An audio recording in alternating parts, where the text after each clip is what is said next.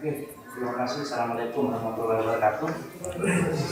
Sebelumnya saya mohon maaf kepada bapak semua karena saya mewakili Kepala Divisi Pemasyarakatan dan Kepala Divisi Pemasyarakatan sedang koordinasi dengan Polda Gorontalo. Jadi kita masuk pada masalah isi konten karena kemarin kami juga mendengar dari Bapak menyangkut masalah surat lepas.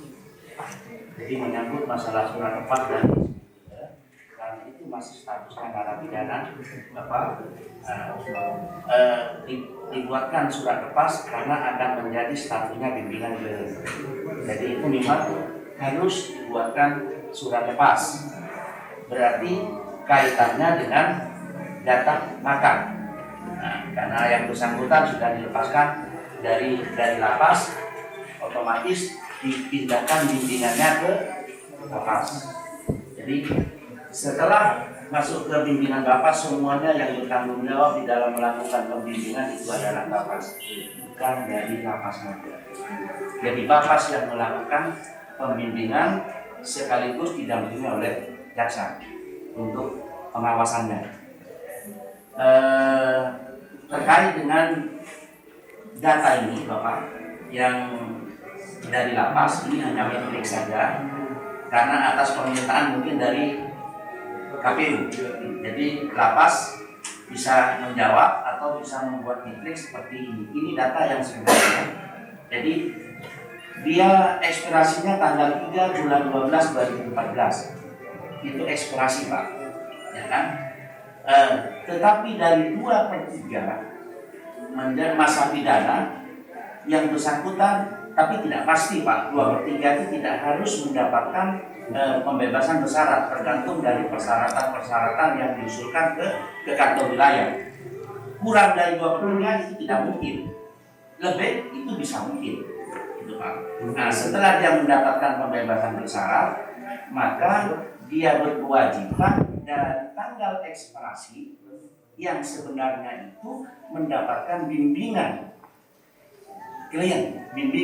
dari Bapak selama 1 tahun. Maka jatuhnya di sini tanggal 3/12/2015. Jadi kalau berbicara masalah status, jadi sampai sekarang ini sebelum tanggal 3 bulan 12 2015 itu adalah klien pemasyarakatan, tapi bukan narapidana, klien pemasyarakatan. Jadi mungkin itu dulu gambaran sementara. Terima kasih. Saya ingin tanya Pak, di sini kami menyampaikan, Pak, memang ada mutafsir yang menanyakan langsung apakah yang dimaksud dengan bebas bersyarat itu masih terhukum atau tidak? Masih narapidana atau tidak bebas bersyarat itu? Ya, jadi begini, kita kembali pada Undang-Undang Nomor 12 Tahun 95, bahwa yang dimaksud dengan narapidana itu adalah seseorang yang diputus oleh hakim yang mendapatkan kekuatan hukum tetap yang ditempatkan di lapas hilang kemerdekaannya, itu narapidana. Nah, sedangkan klien itulah seseorang yang menjalani bimbingan di luar lapas. Jadi kalau berbicara masalah multinafsir, Pak, saya juga bingung gitu, Pak. Bingung untuk menjelaskan bahwa itu statusnya narapidana atau apa. Tapi kan kita kembali pada Undang-Undang 12 bahwa itu tadi yang disebutkan bahwa narapidana itu adalah seseorang yang diputus oleh hakim mendapatkan kekuatan hukum tetap, menjalankan di lapas, hilang kemerdekaannya, artinya hilang semua. Tetapi kalau sudah di luar, otomatis tidak hilang, Pak. Tetapi dia masih terhukum, Pak. Di sinilah yang letak ininya, Pak. Perbedaan ini. Apakah dia masih terhukum? Itu apakah yang bersangkutan ini masih bebas bersyarat atau sudah bebas murni? Ya, bebas bersyarat. Bebas bersyarat, bukan bebas murni. Jadi yang dimaksud dengan klaim pemasyarakatan itu adalah yang bersangkutan sekarang bebas bersyarat, bukan bebas murni. Tambahan, Pak. Di sini ada surat dari KPU RI yang ditandatangani langsung oleh Pak Husni Kamil Malik tertanggal 2 Oktober 2015 ditujukan kepada ketua KPU provinsi, ketua KPU kabupaten kota seluruh Indonesia yang melaksanakan pilkada serentak. Angka 1, ini KPU yang bilang, menyampaikan penjelasan seperti berikut. 1. Surat Bawaslu sebagaimana dimaksud di atas, intinya menyampaikan pendapat Bawaslu tentang seseorang yang masih menjalani pembebasan bersyarat belum merupakan mantan terpidana,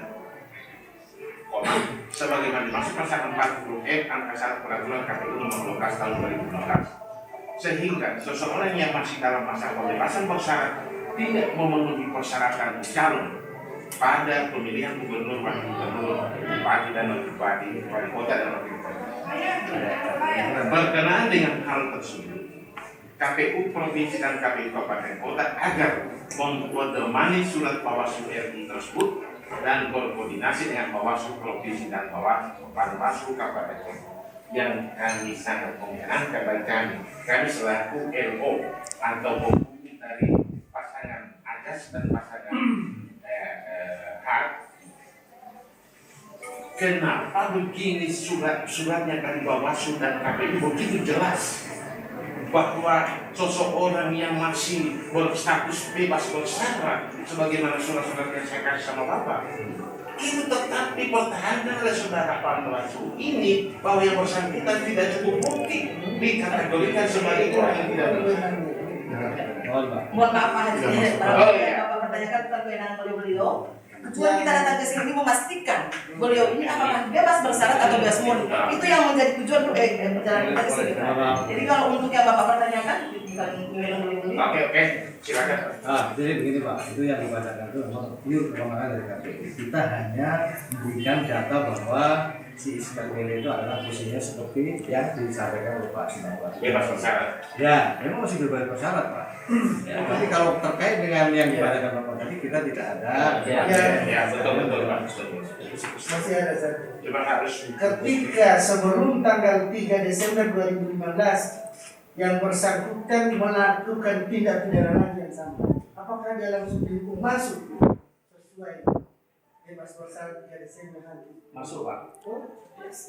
Jadi Masuk. Jadi mungkin Pak, sama saja Pak, ketika seseorang yang melakukan tindak pidana walaupun dia bukan klien pemasarakatan, ketika itu merupakan tindak pidana tetap dia masuk pidana. Tidak maksud kami dijalani kembali. Ya. Kalau pidananya kita tidak sampai ke sana Pak. Artinya ketika yang bersangkutan itu melakukan tindak pidana nanti itu sudah ranahnya ke polisi Pak. Tidak, dia kan di sini dia masih dalam percobaan Pak. Masih percobaan di sini. Iya, HPB-nya dicabut Pak. HPB-nya dicabut kalau dia masih melakukan terhukum. tindak pidana lagi. Kasih kamu apakah masih termasuk terhukum berarti? Karena langsung menjalani yang sisanya. Ini yang mereka serap yang tidak benar.